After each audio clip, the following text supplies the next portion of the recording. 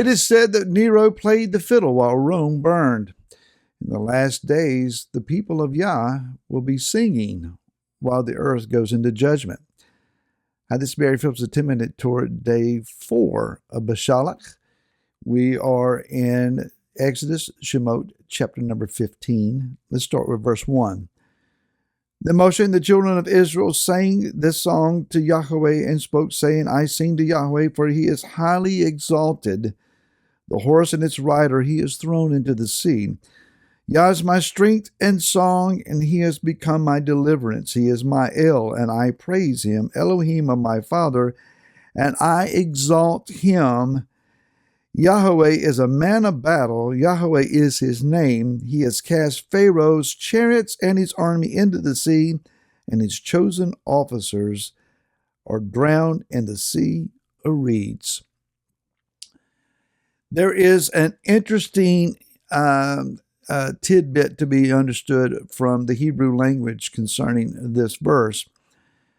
And that is this, that the verb that we find here, that Moshe and the children of Israel sang, the word sang or to sing in Hebrew is yashir, and the way it is written here is what's interesting. It is written in what is called the call imperfect tense. What does that mean? Well, the imperfect idea of this is that normally such a verb is considered to be something that is presently ongoing, as in they are singing, or in a continuing future tense, they will be singing. Now, the way it's translated, it kind of fits the storyline and context, and that is that it's in the past. It's something that has already taken place. But technically, if you look at this, it's almost what is considered an inappropriate selection of the future tense to describe a past event. It's a little confusing, huh? So, taken literally, what it says is that Moshe and Bnei Israel, the people of Israel, will sing this song in the future.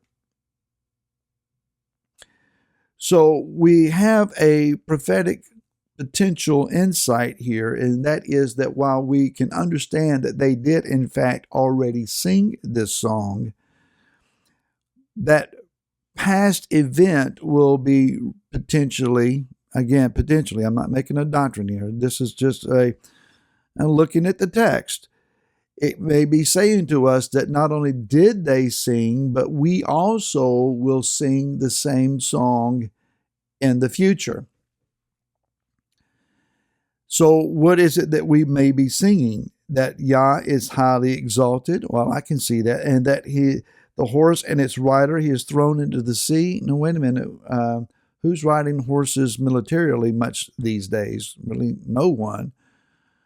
But it would seem then that the Pharaoh that was judged, he and his army, and thrown into the depths of the Reed Sea in that day and drowned, that is a type of action that will happen perhaps in our future. That is one who will try to rule ruthlessly over the earth and over especially Yah's people, Israel, and bring them into harshness and servitude, that entity, that rulership will be overcome, overthrown, and will be drowned in the sea. And understanding this, that the sea is not only bodies of water, prophetically speaking, but masses of people.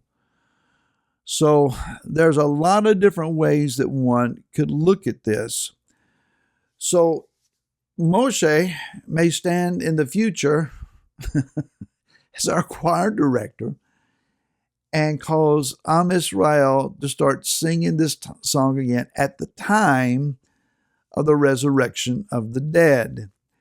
And that is also indicated by the fact that they went across on dry ground, the sea having been split.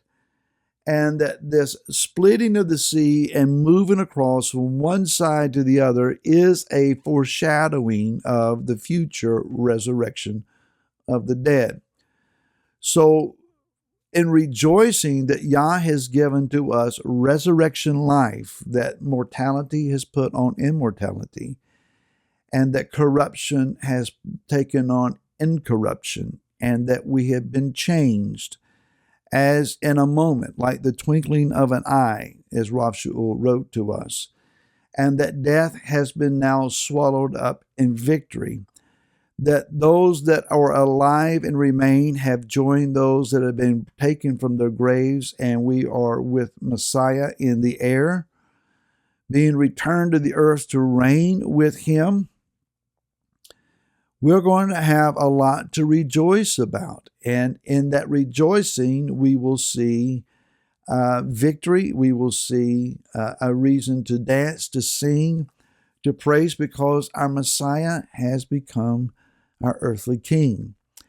Now, if we go over to the book of the Revelation of Yeshua in chapter number 15, it says, and verse number 3, and they sing the song of Moshe, the servant of Elohim, and the song of the Lamb. There are two songs that are being indicated here.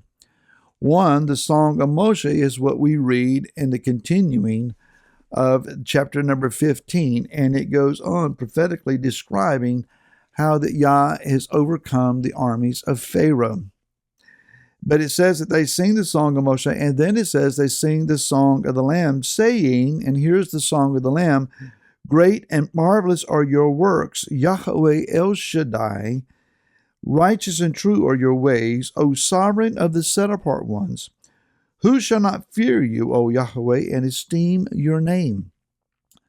Because you alone are kind, because all nations shall come and worship before you, for your righteousness have been made, or your righteousnesses, plural, have been made manifest.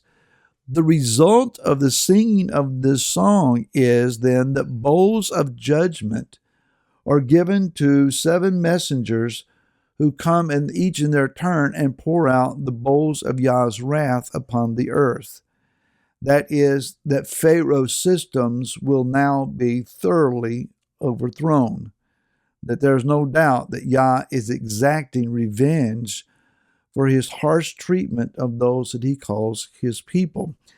Now, when you read the book of Revelation, you will find that it is containing a majority of quotes from previous texts. In this case, if we were to go to the book of Psalms, and let me make sure that I get the right psalm here. And the book of Psalm, chapter number 86, verse number 8 and 9 says this, there is none like you among the mighty ones, O Yahweh, and like your works there are none. Let all nations you have made come and bow themselves before you, O Yahweh, and give esteem to your name. It's the same sentiment that is expressed in verse number 4 of Revelation 15. But we can also go to the book of Jeremiah. In chapter number 10, from the book of Jeremiah, verses 6 and 7, we read this, there is none like you, O Yahweh, you are great, and great is your name in might. Who would not fear you, O sovereign of the nations, for this is your due. For among all the wise men of the nations and in all their reigns, there is none like you. In verse 10, it says, but Yahweh is truly Elohim. He is the living Elohim and the everlasting sovereign. At his wrath, the earth shakes, and nations are unable to stand in his displeasure.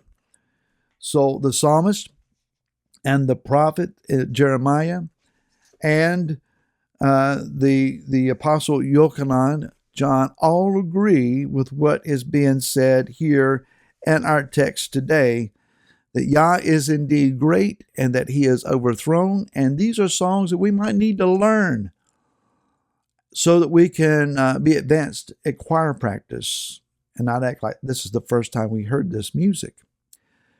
Warm up your voices. Look to the skies. And let's see what Yah's about to do. We'll see you again tomorrow. To then, shalom.